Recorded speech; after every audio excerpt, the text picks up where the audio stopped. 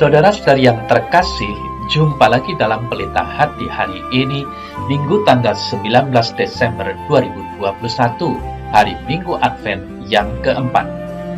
Bersama saya Romo Thomas Suratno, SCI dari Paroki Cilandak, Jakarta Selatan, mendengar dan merenungkan sabda Tuhan, yakni firman Tuhan yang tersurat dalam Injil Lukas, bab atau pasal 1, ayat 39 sampai dengan ayat 45.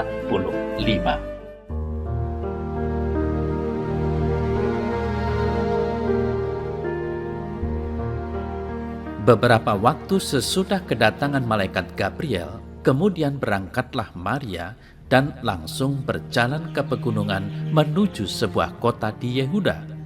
Di situ ia masuk ke rumah Zakaria dan memberi salam kepada Elisabet. Dan ketika Elisabet mendengar salam Maria, melonjaklah anak yang di dalam rahimnya, dan Elisabet pun penuh dengan Roh Kudus. Lalu berseru dengan suara nyaring, "Diberkatilah engkau di antara semua perempuan, dan diberkatilah buah rahimmu. Siapakah aku ini sampai ibu Tuhanku datang mengunjungi aku? Sebab sesungguhnya ketika salammu sampai kepada telingaku, anak yang di dalam rahimku melonjak kegirangan. Dan berbahagialah ia yang telah percaya, sebab apa yang dikatakan kepadanya dari Tuhan akan terlaksana."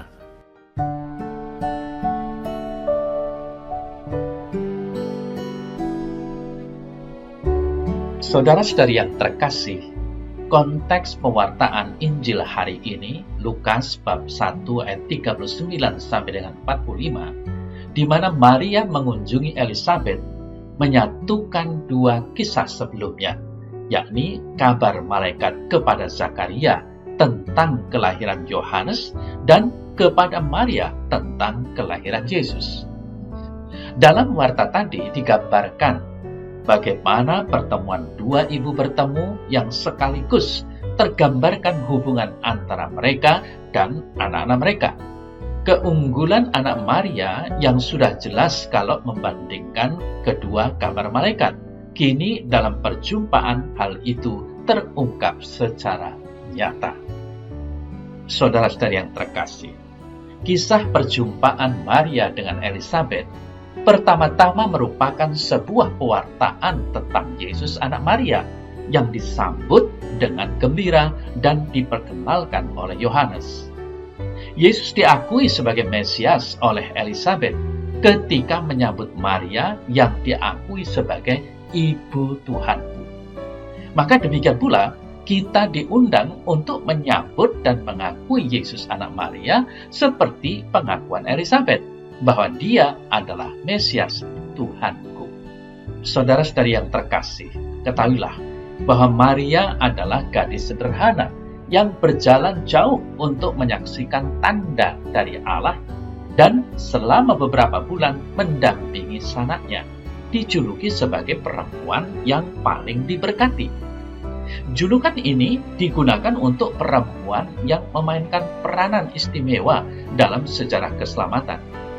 Peranan istimewa Maria adalah mengandung dan melahirkan Mesias menjadi Ibu Tuhan. Maria terberkati bukan karena kehebatannya sendiri, melainkan karena anaknya yang terberkati, Sang Mesias. Namun, saudara saya yang terkasih, menghormati Maria sebagai ibu kandung Tuhan Yesus Kristus bukanlah yang terpenting bagi penginjil Lukas. Yang lebih ditekankannya ialah Maria yang percaya. Sebagai puncak madah pujian Elisabet, Maria disebut bahagia bukan karena hubungan jasmani dengan anaknya Yesus, melainkan karena kepercayaannya akan sabda Allah tentang anaknya itu. Kepercayaan itu tidak dikemukakan sebagai sesuatu yang eksklusif dari Maria, tidak dikatakan engkau. Tetapi dalam hal itu ia ditampilkan sebagai model untuk pengikut-pengikut Yesus, untuk kita semua pembaca atau pendengar Injil. Berbahagialah dia, yakni Maria, dan setiap pembaca atau pendengar yang seperti dia, yang percaya akan terlaksananya sabda Allah, dan rela dilibatkan di dalamnya. Lalu, saudara saya terkasih, apa yang bisa kita renungkan dengan kisah warta Injil hari ini? Salam yang dikatakan Elizabeth kepada Maria telah menjadi bagian doa devosi kita, umat Katolik. Dalam perjalanan iman yang menantang kemustahilan, salam Elizabeth pasti memberikan kesegaran kekuatan pada Maria. Berbeda seperti ujian sekolah, perempuan yang mengandung bukanlah hal sepele. Kita belum tentu dapat menyelesaikannya dalam seminggu saja. Pasti ada hari-hari si ibu bersemangat tinggi, tetapi ada masa kelabu yang penuh keraguan. Berbahagialah yang percaya kepada Tuhan, karena rencananya akan terlaksana. Maria mungkin sangat membutuhkan salam Elizabeth yang datang dari dorongan Roh Kudus ini. Saudara yang terkasih, Elizabeth pasti sangat bahagia ketika mengandung. Itu seolah melepaskannya dari aib karena sebelumnya orang menyebutnya sebagai perempuan mandul. Namun Maria punya kasus yang berbeda. Dia mengandung anak yang bukan dari suaminya.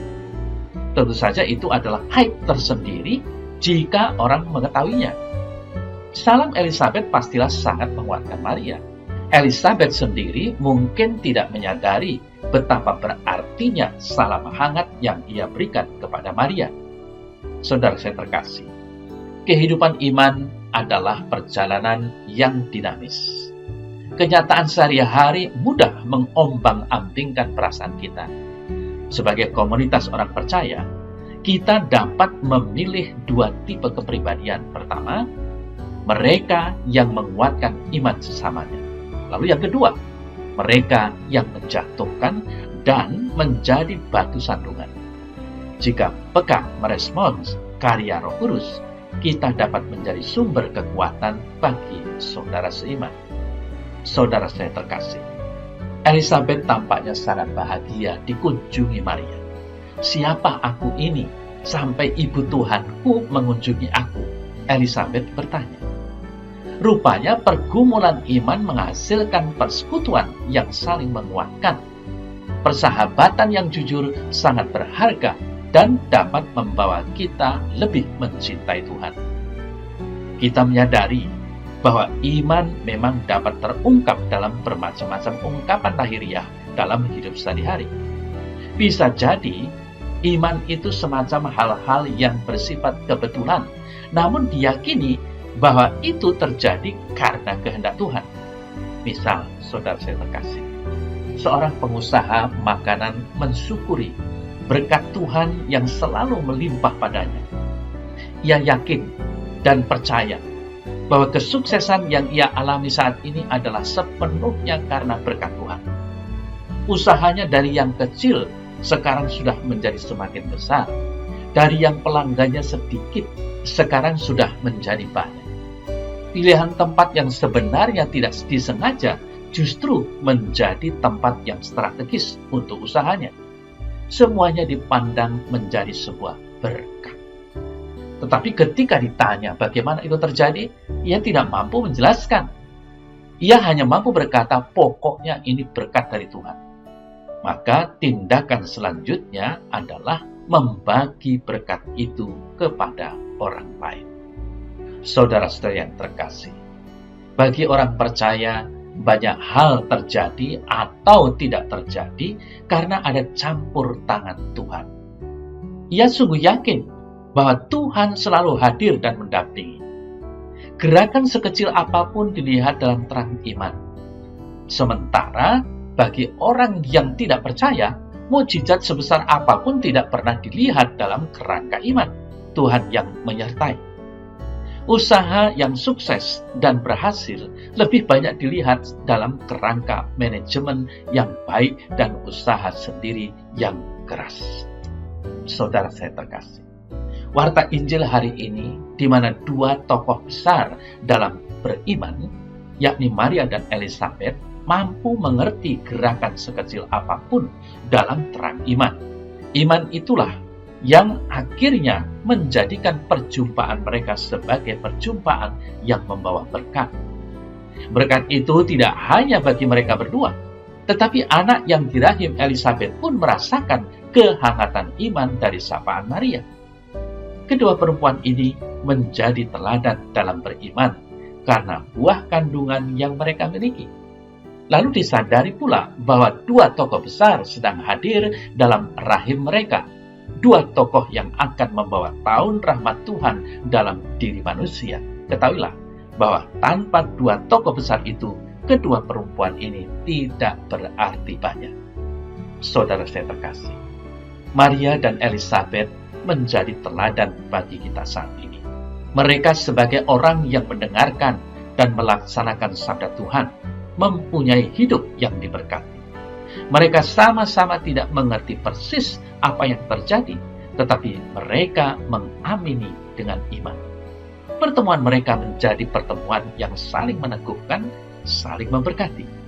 Maka, saudara saya terkasih, sebagai orang beriman, kita juga diajak untuk saling bertemu, saling meneguhkan, dan akhirnya saling memberkati dengan perkataan dan perbuatan kita. Diri kita masing-masing sudah membawa berkat Tuhan karena rahmat baptisan. Berkat itu pula yang seharusnya kita sampaikan kepada orang-orang yang kita jumpai. Mari meneladan Maria dan Elisabet, supaya hidup kita menjadi hidup yang semakin terberkati dan menjadi berkat bagi dunia. Begitu pula dengan kita yang sudah hidup dengan dan dalam berkat Tuhan, yakni rahmat baptisan. Tentunya juga hidup kita hendaknya dapat menjadi berkat bagi sesama.